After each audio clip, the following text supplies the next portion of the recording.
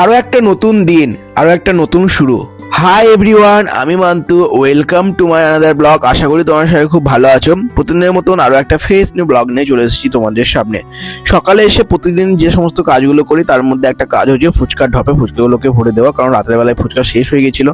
তাই সকালবেলায় ফুচকাগুলো ভরে ফুচকার ঢপটাকে উপরে তুলে দিলাম আমি আর নিতিন ভাই। যেহেতু একা তোলা সম্ভব নয়, তোমরা আমার ভিডিও অনেকদিন ধরেই দেখছো, আর বেশিরভাগ সময় নিতিন ভাই আমার কিন্তু ঢপটা ধরে দেয়।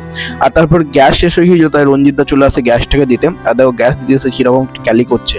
যাই হোক, রঞ্জিতদা গ্যাসটা দিয়ে চলে গেল। তারপর দোকানে পরিষ্কার পরিচ্ছন্ন করা যে পার্টটা থাকে প্রতিদিন, সেই পার্টটা করতে শুরু করে দিই। এইদিকে ঘরটাকে আমি ভালো করে ঝাঁট দিয়ে নিই। এবার ঘরটা ঝাঁট দেওয়া হয়ে গেলে আমি ঘরটাকে মুছে নিই, কারণ ঘরটা অনেকদিন মোছা হয়নি। তাই আজকে ভাবলাম যে ঘরটা প্রচন্ড নোংরা হয়ে আছে, তাই এই ঘরটা মুছে নিই, কারণ সময়ের অভাবে প্রত্যেকদিন মোছা সম্ভব হয় না।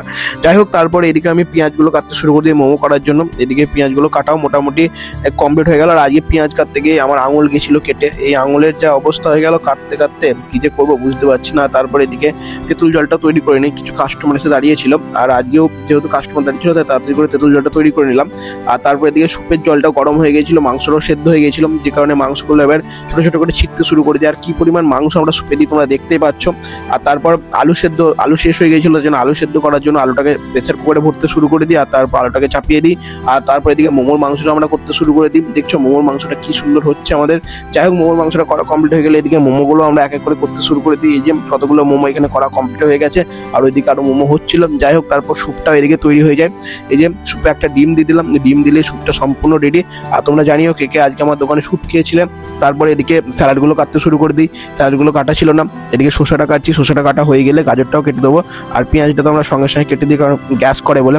যাই হোক, তারপরে ধনেপাতার চাটনিটা করতে শুরু করে দিই। ধনেপাতার চাটনিটা করতে গিয়ে মিক্সি দেখছো কি অবস্থা, আবার খারাপ হয়ে গেছিলো মিক্সিটা। যাই হোক, অনেক কষ্ট করে মিক্সিটা খুললাম। আর এদিকে ধনেপাতার চাটনিটাও কমপ্লিট হয়ে গেলাম। তারপরে আমি বাড়ি চলে যাই। আর তারপর বিকেল আবার দোকানে আসি। বিকেলে দোকানে এসে দোকানে যে সমস্ত কাজগুলো থাকে, বোতলে জল ভরা, ঝাঁট দেওয়া, সব কমপ্লিট করে চুপচাপ বসেছিলাম। তারপর বেশ কিছু কাস্টমার আসতে শুরু করে। এদিকে আমি রোল বানাতে শুরু করে দিই। রোল বানানো কমপ্লিট হতে না হতে এদিকে আবার কিছু ফ্রাই মোমোর অর্ডার চলে আসে। ফ্রাই মোমোগুলো করতে শুরু করে দিই।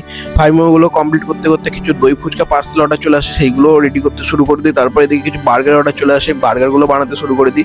যাই হোক, এই করতে করতে কখন যে দোকান বন্ধ করার সময় হয়ে গেল বুঝতেই পারলাম না। তারপর দোকান বন্ধ করার জন্য ঘরটার গোছাতে শুরু করে দিই। আর তারপর ফুচকার ঢপটাকে নিচে নামানোর জন্য একটু সিনেমেটিক শট নিয়ে নিলাম। যাই হোক, প্রবীণ দাদু প্রতিদিনের মতন এইদিকে আবার বাসনগুলো মাজতে শুরু করে দিয়েছে। আর প্রবীণ দাদু আর দাদু আজকে দুজন মিলে ধরে ফুচকার ঢপটাকে ভেতরে ভরে দিল।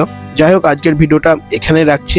দেখা হবে আবার অন্য কোনো একটা ভিডিওতে। ততক্ষণ ভালো থাকুন, সুস্থ থাকুন, আমাদের ভিডিওগুলো দেখতে থাকুন।